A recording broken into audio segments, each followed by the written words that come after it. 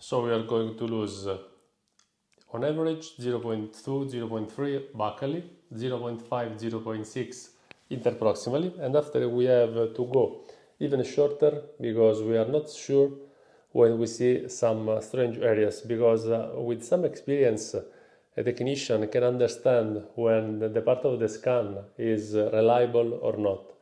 But when the surface is not reliable, the technician has to be short. This is the reason because with the digital workflow, many times we have crowns that are equigingival or slightly supragingival.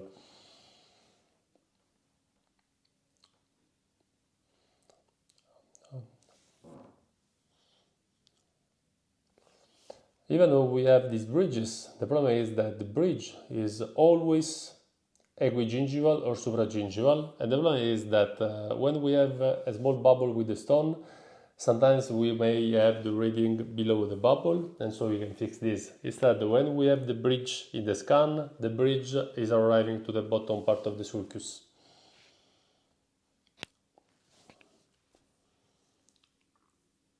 Look here, for example, when we have this bridge, you see, when we have the bridge, there is nothing below the bridge that can help us improving this area. So you see that the difference between the analogic and this bridge, look how many informations we are going to lose.